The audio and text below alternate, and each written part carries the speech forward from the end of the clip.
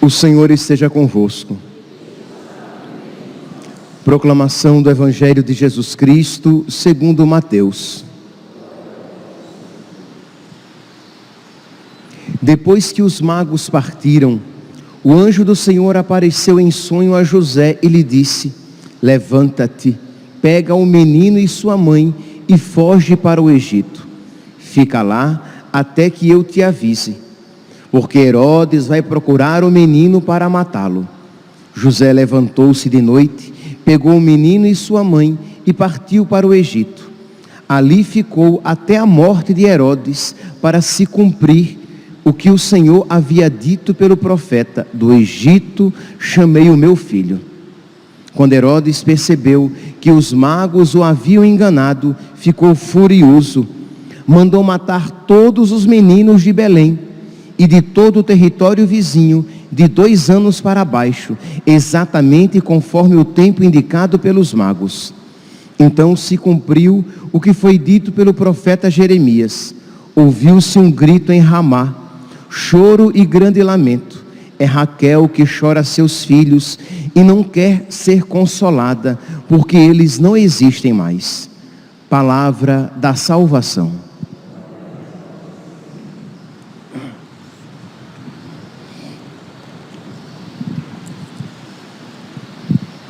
Caríssimos irmãos e irmãs, estamos celebrando a festa dos santos inocentes e ela nos dá a ocasião de nós refletirmos a respeito desta verdade, isto é, acolher Cristo.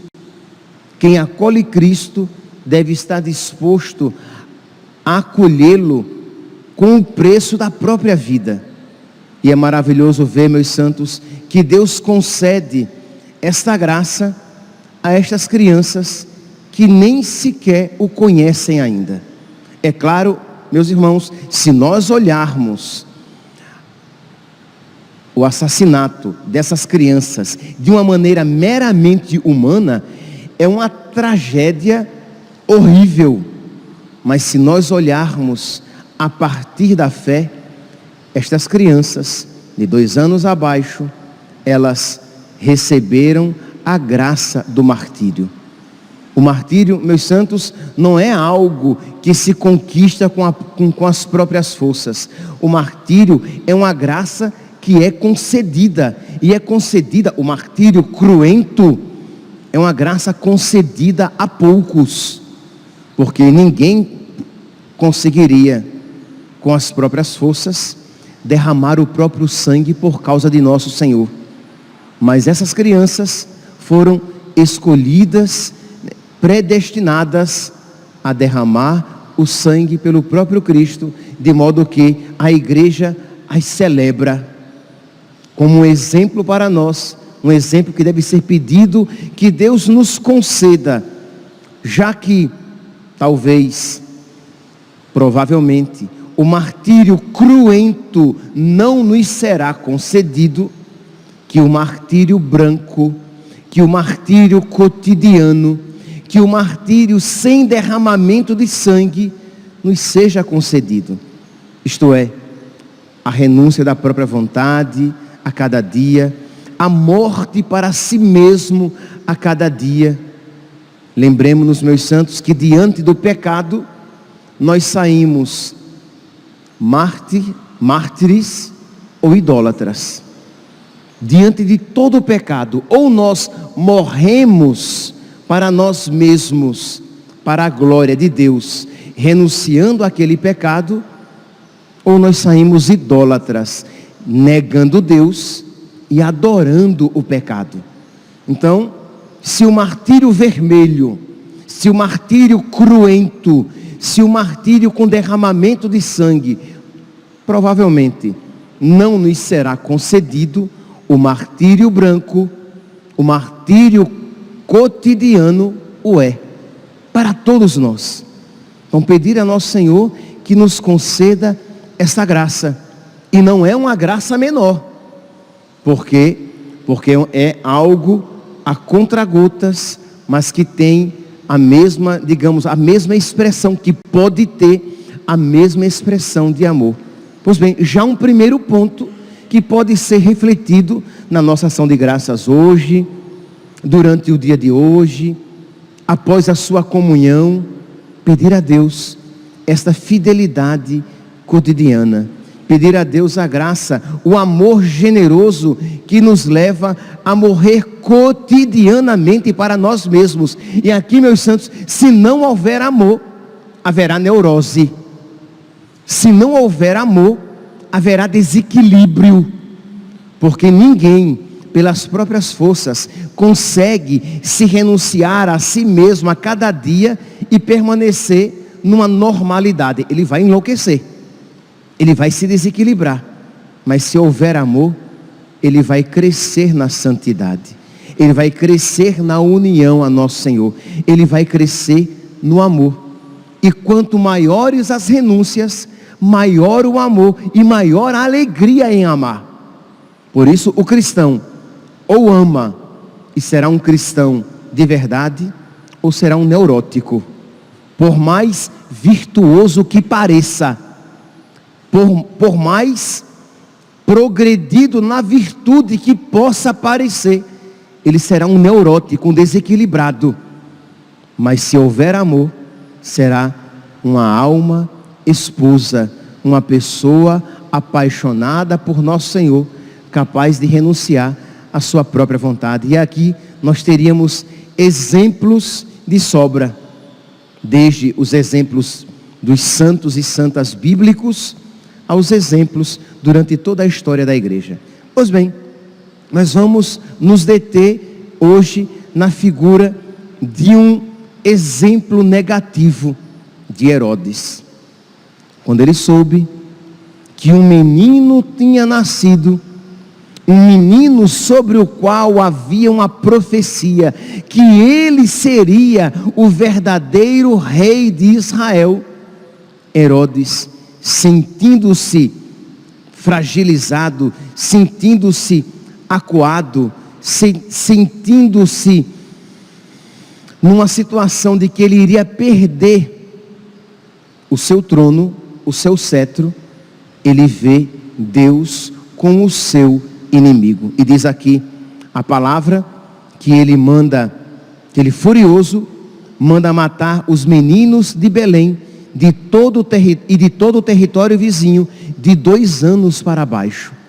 Por quê? Porque ele não queria perder o trono, porque ele não queria perder aquilo ao qual ele era apegado. Ele não queria perder aquilo que ele amava mais do que a Deus, de modo que estava disposto a ir contra Deus. Porque, entenda, ele mandou matar os meninos porque ele sabia, pelo menos ele tinha esperança, que dentre eles poderia estar aquele escolhido por Deus para ser rei de Israel. E ele não estava disposto a perder o seu reinado. Meus irmãos, todo pecado, é fácil olhar para Herodes e ver o horror do pecado por ele cometido. Mas todo pecado realiza isso em nós, isto é, nós começamos a ver Deus como nosso inimigo. Veja os nossos primeiros pais, Adão e Eva. O que foi que eles fizeram depois que eles tinham pecado? Quando Deus entra no jardim, Deus amigo, Deus amoroso, o que foi que eles fizeram? Eles se esconderam, porque eles tiveram medo. A partir dali, eles já começaram a ver Deus como adversário, como um inimigo, e eles fogem de Deus. Não é esta a mesma atitude de toda a alma quando peca? Não é esta a mesma atitude de toda pessoa que se entrega ao pecado? Ela começa a desconfiar de Deus, e quando comete um pecado mortal, mesmo que ela não perceba, ela nutre um ódio também mortal por Deus. Ódio este que ela vai perceber em toda a sua profundidade se tiver a desgraça de morrer em pecado mortal. Mas toda pessoa que comete um pecado vê a Deus como adversário. E quando comete um pecado mortal, não apenas como um adversário, mas o odeia de todo o coração. E isso, meus santos, pelo menos ver a Deus como adversário, todos nós, porque todos nós temos pecado. Livre-nos, Deus, de ter pecados mortais, mas todos nós temos pecado. Então precisamos pedir a Deus a cada dia que por sua graça Ele arranque, sim, a palavra é essa, Ele arranque. O que é que você arranca? Você arranca algo, você não arranca uma bola do chão, você não arranca um livro que está sobre a mesa, você apenas move, você apenas tira. Mas uma planta enraizada, ela precisa ser arrancada. Uma estaca fincada no chão, ela precisa ser arrancada. Este medo de Deus, de que vem para frustrar os nossos sonhos, precisa ser arrancado, porque ele está engastado. O que é algo engastado? É algo que está fincado. Por exemplo, um anel de brilhante, os brilhantes, eles estão engastados no ouro. Geralmente se faz uma pequena garra. Se houver aqui algum design de joias ou ourives, ele vai entender muito bem o que eu estou falando. A pedra, ela está presa, se faz umas garrinhas com ouro, com a prata, com o metal, e aquelas garrinhas prendem, de modo que a pedra está engastada no ouro. Pois bem, os nossos pecados, eles estão engastados, porque nós estamos presos, nós prendemos o pecado em nós, e precisamos pedir a Deus, que misericordiosamente, Ele faça violência, que nós digamos: Senhor, eu te dou carta branca, o Senhor pode fazer violência em mim, para tirar este pecado, que me faz ver a Ti como meu adversário, porque eu, Senhor, na hora da dor, eu vou querer fugir. É como alguém que pede para ter um furúnculo espremido, ele diz: pode espremer, mas quando a mãe começa, ele grita e quer fugir. Então alguém tem que segurar a criança e espremer, vai ser para o bem dele, mas na hora que o furúnculo está sendo espremido, ele grita, ele se contorce, ele quer se livrar da mãe e do pai, embora talvez até no início ele tenha dado permissão. Assim somos nós. Precisamos dizer isso na nossa oração pessoal: meu Deus, eu te dou liberdade, porque é claro que Deus Ele quer precisar da nossa autorização. Por quê? Porque Deus quer que isso seja um ato de amor, não um ato de pura violência. Então que nós digamos: Senhor, eu aceito, Senhor, esta violência, eu quero esta violência, porque eu quero te amar, e eu quero me livrar desses pecados. Por isso, Senhor, arranca de mim o pecado, e engasta, e finca, e enraiza em mim a sabedoria, que me faz saber gozosamente que Tu és o amado da minha alma, que Tu és o melhor para mim, de que Tu não és o meu adversário, muito pelo contrário, de que Tu és o meu amigo, e Tu vens para me salvar de mim mesmo e das loucuras que eu nutro, que eu guardo, que eu acalento no meu coração, na minha alma, na minha vida. Então hoje, esta festa dos santos inocentes, deve também nos dar a ocasião de nós fazermos esta reflexão. Primeiro, de reconhecermos que existe em nós um medo de Deus, aquele medo de Herodes.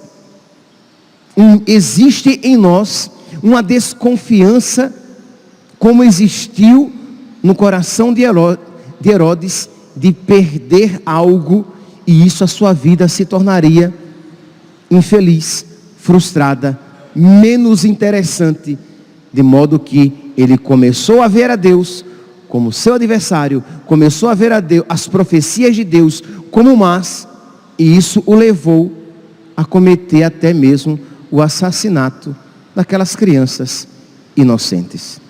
Mas olhe para Herodes e veja que você é capaz dos mesmos pecados. Eu darei aqui um exemplo que mostra toda a crueza e feiura deste pecado, mas eu não darei este exemplo para que você se atenha apenas a ele. Eu darei este exemplo para que você veja a feiura e a desgraça deste pecado e você o aplique a si, a sua vida. Não é para você simplesmente odiar no outro e se esquecer de que este mesmo instinto assassino existe no seu coração. A que pecado que eu me refiro? Ao pecado da pessoa que é capaz de matar para tornar a sua vida menos difícil. Ao pecado da pessoa que é capaz de matar para tornar a sua vida mais fácil. Ao pecado da pessoa que é capaz de matar uma criança no seu ventre para evitar os problemas que o seu nascimento acarretaria. Não há como olhar para a figura de Herodes, que mata aquelas crianças, porque dentre elas pode estar o menino rei, e a existência dele tornará a minha vida, a vida de Herodes, mais difícil. Então ele mata as crianças. E o que é que faz um casal, ou uma pessoa, uma mulher, quando decide abortar, se não essa mesma coisa? Independentemente da situação, aquela criança pode até ser fruto de um estupro, mas ela vai matar a criança para tornar a sua vida menos difícil. E isso, meus santos, é inconcebível. Porque o que é que nós estaremos ensinando uns aos outros? Que é lícito, se a situação for grave, matar alguém, matar um inocente, para tornar a minha vida mais suportável, para tornar a minha vida mais fácil ou menos difícil. E em nenhum caso é lícito matar um inocente para tornar a minha vida mais suportável, mais fácil, menos difícil. Então aqui nós vemos este terrível pecado do aborto, mas nós devemos, meus santos, aplicar cada um a sua própria vida, que muitas vezes pecamos, isto é, matamos o menino em nós, matamos Jesus em nós, para tornar aqui na terra a nossa vida mais fácil, porque seria muito difícil você suportar aquele casamento com aquela sua esposa tão difícil, com aquele seu marido tão difícil. Então é tão complicado manter esse casamento. Então é mais fácil matar Deus dentro de mim. É difícil, padre, viver sozinho, viver sozinha. Então você contrai um outro matrimônio, porque você não suporta a ideia de viver aquela dificuldade por toda a sua vida, e você mata o menino dentro de você. Você mata, você expulsa, você expurga a graça de Deus do seu coração. Uma pessoa homossexual, e nós não estamos aqui nem de longe negando a dificuldade que deve ser uma pessoa homossexual de viver na castidade, mas se ela se contra com Deus, ela precisa reconhecer de que ela não pode, para tornar a sua vida mais fácil, matar Deus no seu coração. Uma família que recorre, um casal que recorre a anticoncepcionais, ao preservativo ou a outros métodos para evitar filhos, porque, padre, ter mais filhos tornará a minha vida mais difícil. Então, eu entro no pecado, eu cometo o pecado, porque eu quero ter uma vida mais fácil. Percebe, meus santos, que eu dei o exemplo do aborto, mas eu poderia dar aqui vários outros exemplos, daquele homem, daquela mulher, que tem o vício, isto é, da pornografia. E é verdade que lutar contra a pornografia seria uma dificuldade imensa, que lutar contra a masturbação seria uma dificuldade muito grande, e ele prefere então tornar a sua vida aqui mais fácil, entregando-se à pornografia e à masturbação, à custa do assassinato do menino no seu coração. Meus irmãos, peçamos a Deus essa sabedoria. Quem ama mais seu pai e sua mãe, seu irmão, sua irmã, seus amigos e até mesmo a sua vida, mais do que a mim, não é digno de mim.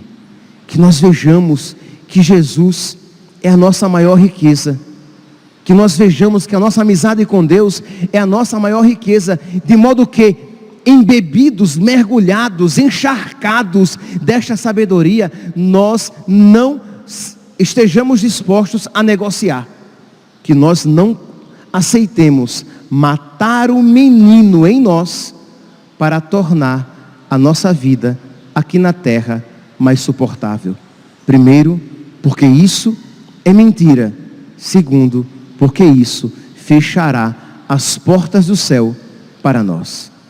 Que a Virgem Maria e São José, figuras tão presentes neste Natal, intercedam por nós, que os santos inocentes, essas crianças que estão no céu hoje, plenas da sabedoria de Deus, que elas intercedam por nós, para que nós nutramos, guardemos e façamos frutificar esta sabedoria, que é semente de santidade.